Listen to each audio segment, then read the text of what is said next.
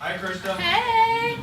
Yeah, so I'm Krista Bump, for those of you that don't know me. A few of you do know me. Jenny wanted me to let you know that you have a fan. It's really hot in here. We can't get the air to go down, so I don't know what the issue is, but that is really nice, actually. Good job. But did everybody get a folder? Got signed in? Did everybody put a, where's the, we're calling you the Kristens, by the way. You guys have you're like a group, the Kristens. I love it. All right. So tonight, we're gonna do is I'm just gonna start us and open us in prayer and give you a few announcements, and then we're just gonna get right into it. So I'm just gonna pray for us. Okay. So just a couple things tonight. Who in here knows what a greenhouse is? Anybody? Do we have any green thumbs? Because I have a black thumb. Kylene. Since you wrote it, why don't you tell us? Did I write it? Did you write it? I didn't. No, okay. Well, then tell me what you think a greenhouse is. Well, a greenhouse is a building, typically, that you cultivate plants in. You let them grow and you care for them and until you're ready, sometimes until you're ready to plant them out in the world. Good, awesome. So this greenhouse event is kind of like that, right? We're just here to learn and cultivate and soak in truth and soak in just what God has for us, and hopefully it'll be a time. There's a wide range of parents here, right? We have some that are just new to homeschooling. They have little kids, all the way up to Jenny and I, who graduated our first kids last year. I also have a 30-year-old, but I did not homeschool her. And so we just have a wide range of thoughts and ideas and wisdom here, and so it's just hopefully a time that we can soak in what God has for us, to learn more about homeschooling in general, why are we doing this, why do we feel called to do this, and then also talk specifically about Gathering Oaks. Some of you are new to Gathering Oaks this year. We have several new families here. I have 5 or 6 new families I see, and some families that have been with us a couple years. So we're going to talk about some specifics about Gathering Oaks and what we do and why we do it. And also, hopefully we're going to have some small groups so you guys can share with each other and encourage each other. And we're just really excited about it. So we're going to get started, and I was going to share one. Oh, I want to really quickly just share with you who is on the board of Gathering Oaks. Most of you might know that, but I just want you guys to know who is on the board. And so we have Jenny Sprague, if you want to wave. Jenny! And her husband Ryan, who will be speaking. I don't see him. I don't know. He'll be here in a minute. Brandon Sanders and Kim Sanders, his wife. Okay, she's on the front table. Lisa Nelson, she's also out there. So they both are on the board. Myself and Kylene Trask.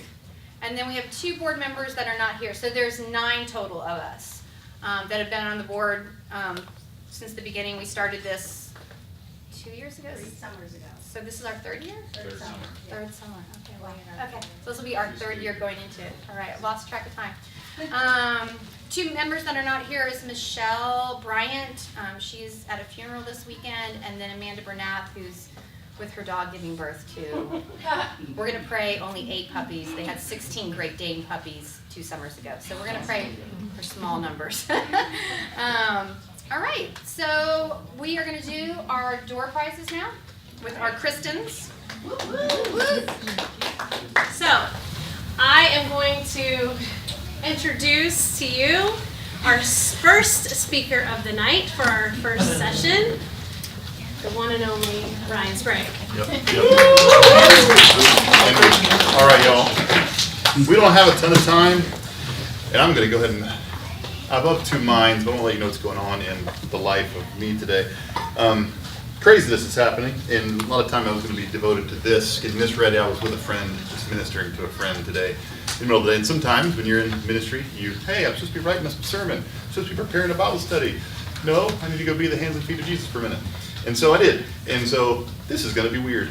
We're going to just embrace it together. Raise your hand if you showed up feeling a little weird, like you forgot something. Yeah, a little bit weird. You have this stuff in your head. We're going to hope, man. We're going to hope it's moderate. I'll show you. This is how organized the notes are. We'll see how it all goes. Don't mess up, man. I messed up. We're living in the realm of mess up. 705. I'm not. We'll see how that all goes. All right, we're gonna see. The topic today is, why are we doing this at all?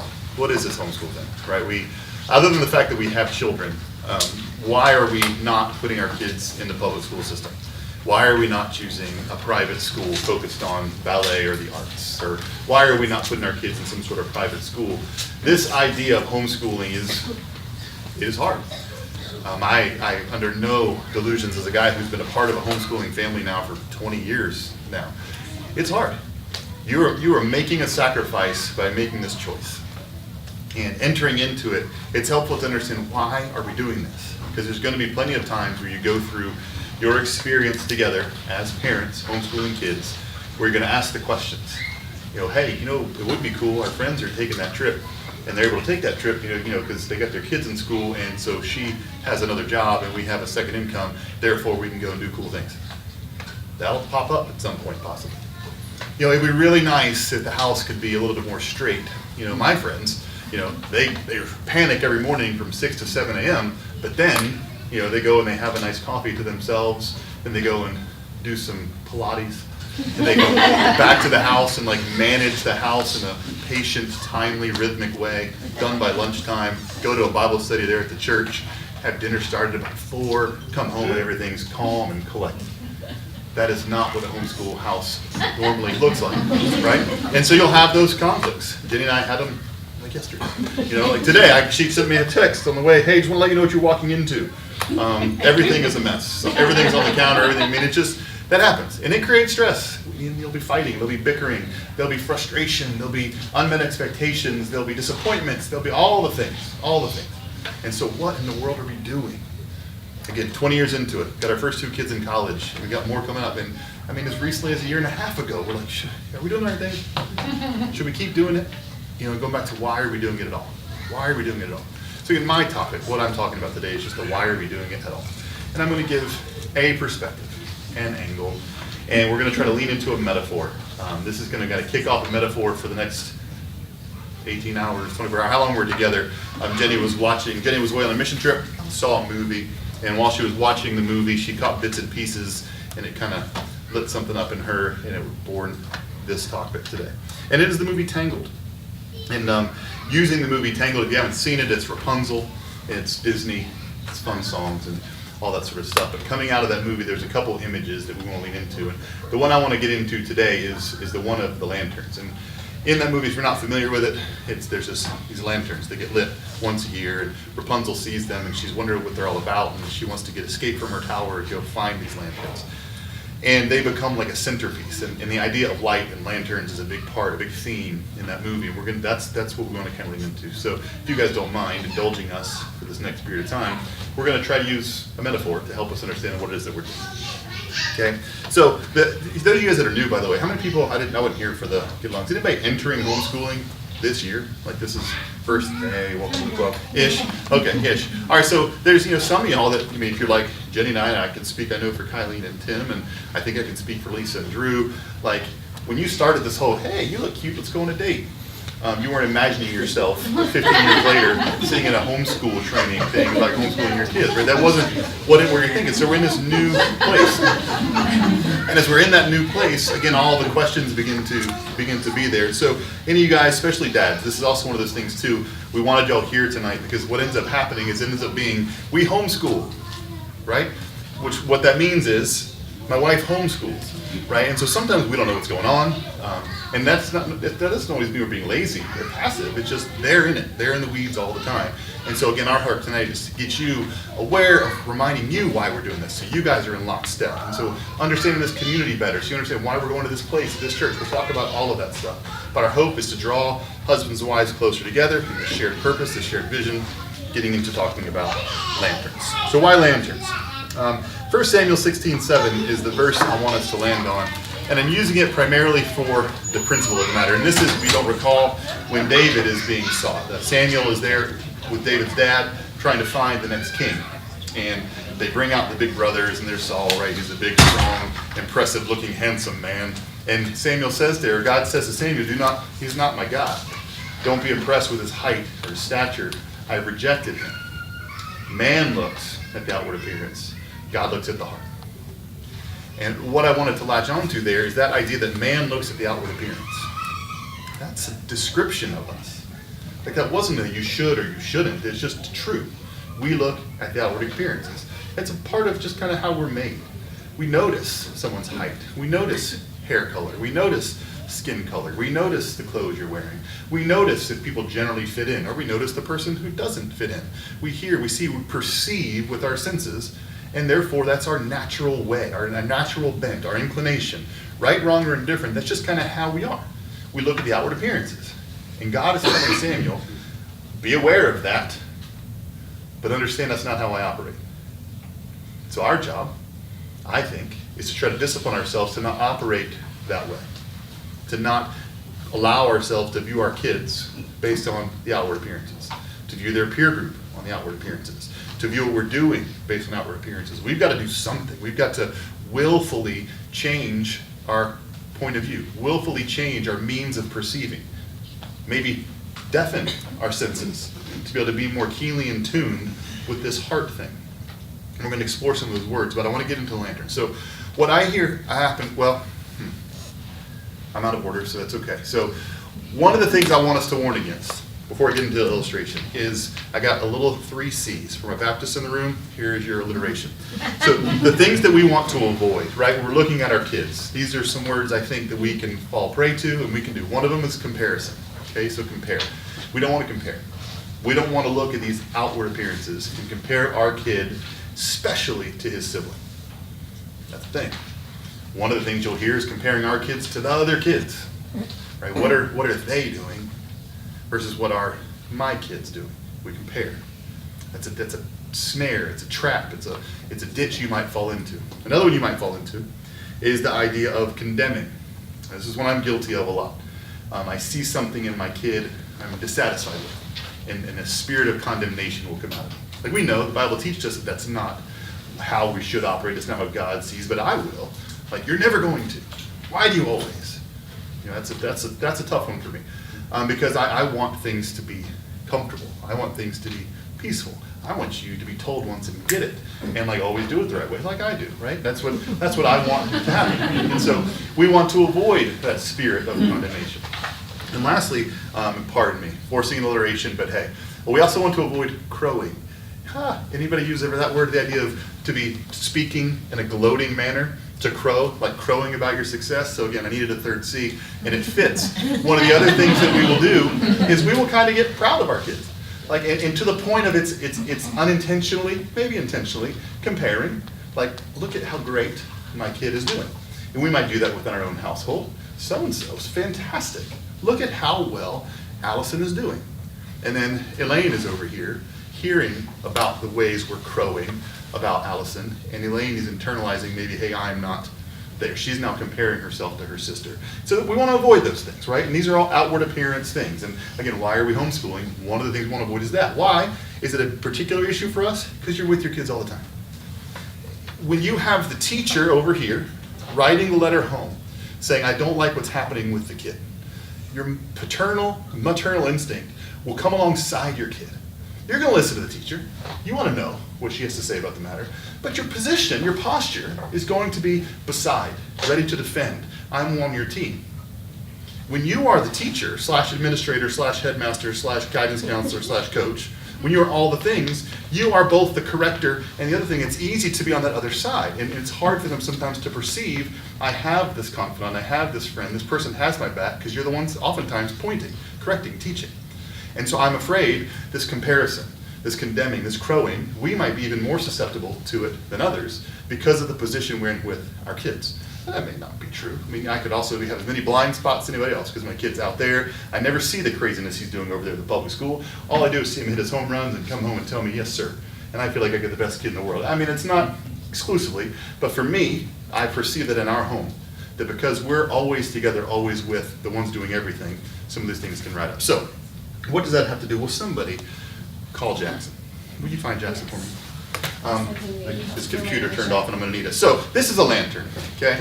And so again, the compare and contrast thing. What I want us to use for the metaphor is that the outside of the paper lantern, that is what I'm going to utilize as like the imago Dei in our kids. Like this is the part of their life that they're in charge of, in the sense of conforming it to who God made them to be. If they're going to be tall or they're going to be short. If they're going to be athletic or they're going to be musical. If they're going to be, actually it just went to sleep. computer, sleepy computer. If they're going to be musicians or they're going to be archers, whatever the case may be, this is the part of their life where we as parents can sometimes really focus. I had an aspiration for a kid. I really thought he was going to, follow me in the industry that I have started or take over the business after me. I thought that kid was going to be my athlete. I thought that kid was going to be my insert vocation, insert attitude, insert aspiration here. We can look on these things and they can frustrate the heck out of us. The idea of choosing our battles and what we're going to do. And if our focus is on the trends or the fashion or the friends or the games or the music or the grades or the sports or the hobbies or whatever's going on, if that's what we're teaching at, if that's what we're pointing at, if that's what we're correcting at, we're looking at the outward appearances. We're looking at those things and they create friction, they create bickering, they create tension, they create other things. This is not our focus. Why are we homeschooling? Because the temptation is for this to be the focus. Again, those of us that were in middle school, in the public school system, know the horrors. Right? We know the comparison and the contrasting. We know the shame. We know the guilt. We know the desire to fit in and bumping into people that do fit in when we don't. And we know how mean people can be because they're not as pretty, they're not as cool, they're not as athletic, they're not on the thing, or whatever. Right? It's all out here. It's all out here. We also know the reality that you can have kids that look all the things. They got all, they're cool, they're popular, they got the clothes, they got the stuff, and inward they're broken. I mean, again, one of the reasons suicide is such an enigma is because it's not always the kid, the person that is appearing to be in trouble, appearing to be hurt. It's oftentimes somebody looks like they got it together, and then we're all shocked, we're all surprised. Right? Outward appearances. And again, as homeschooling parents, we want to make sure we're not focusing on outward appearance things. Okay, we're going to have to roll with that because what are we working on, right? Our job, and digging into the metaphor, is our job is that we're making candles. Okay, so again, leaning into this, that these lanterns, the reason that they fly is because the candle is lit and it's producing heat. And as it produces heat, it allows the lantern to fly off into the sky. Right? So it isn't even the light itself that is the thing. The light is the energy. The light is what's happening. It's the heat that's making it go. But if there is no candle, the thing is not taking off because it is not lit. Right? The outward appearances are unimportant. I mean, they could be what we want to crow about, what we want to be proud of, but without that inner thing, without that thing of substance, there's nothing to it. And if you do try to make that what you're proudest of, if that is what you end up, quote, lighting, what happens? The lantern is simply destroyed, right? Those things that moth and rust destroy, I mean, it just gets consumed. It isn't, our popularity, our fashion, our sense of style, our athletic accomplishments, our vocational excellence, our whatever it is, they cannot sustain us. They are not the most important thing. If that's our focus, and that's what we're hoping is what's sending light out into the world for us or for our kids, it will be combusted. It will be burned up. So again, our job, homeschool parents, is we are creating candles. Okay, so when I mean into that metaphor is we want to do everything that is in our power to cultivate the heart and soul of a child that it's most apt to be able to receive the grace of God in their life. They might give their lives to the Lord, and they might grow as brightly and as long as possible. That's what we're trying to do. And the crazy thing about that is that it isn't immediately visible. Again, why the warnings? To avoid condemning, to avoid comparing, to avoid crowing. Because what you'll see is they don't pick up their Legos. What you'll see is they're good at playing the piano. That's what you'll see. You'll find yourself feeling exhausted. You'll find yourself feeling like a failure 7, 8 years into this, and it doesn't seem like all the lights have clicked.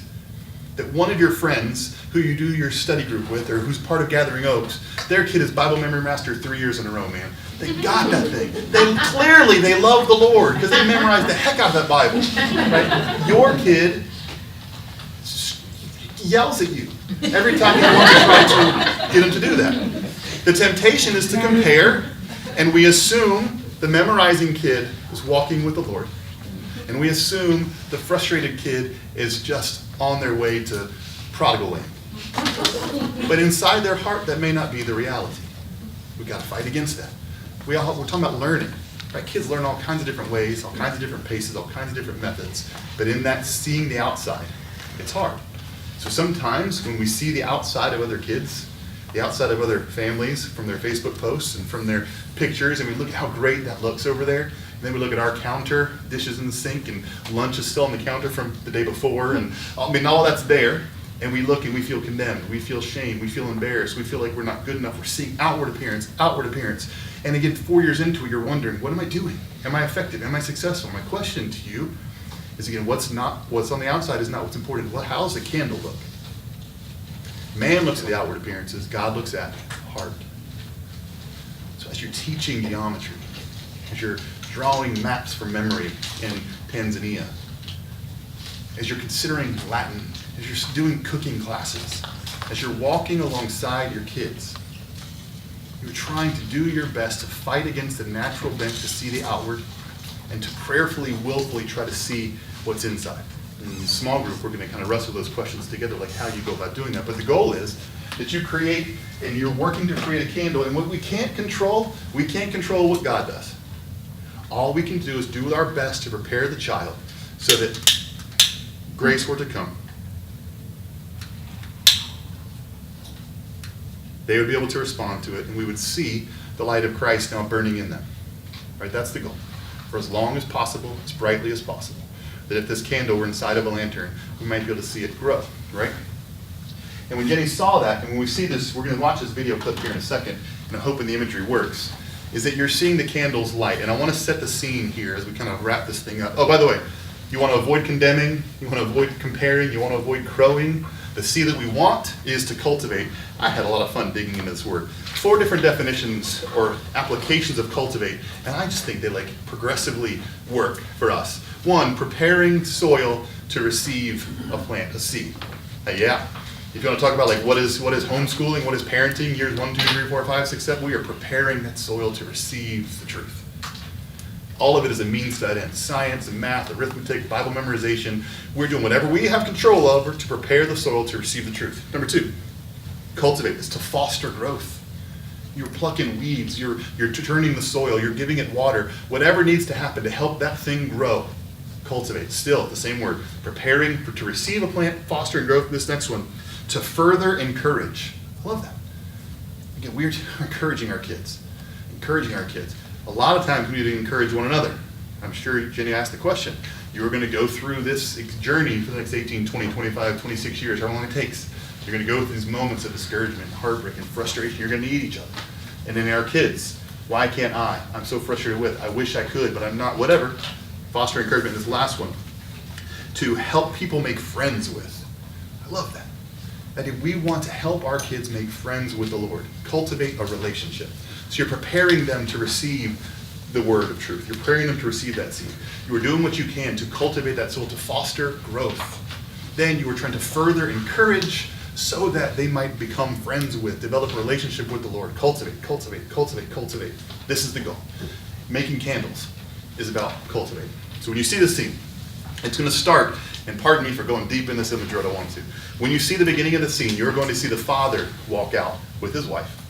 And they're going to release the first lantern. Okay, so to me, that's the heart of the whole thing. And if we can, thinking of the king as our Father God. His reason for releasing the candle, for sending that light out into the world, was to draw the lost child home. That's what he's doing. The first candle, again, stealing. I think the story works because they're stealing from the gospel. So I'm throwing the gospel back onto it. I think it's just illuminating it as opposed to, they stole from us first.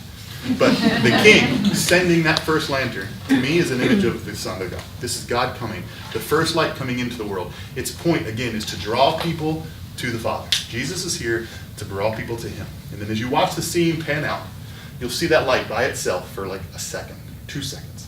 Then you start seeing all these other lanterns get lit in the, like the patio around the king, then down the slope of the mountain. That's the church.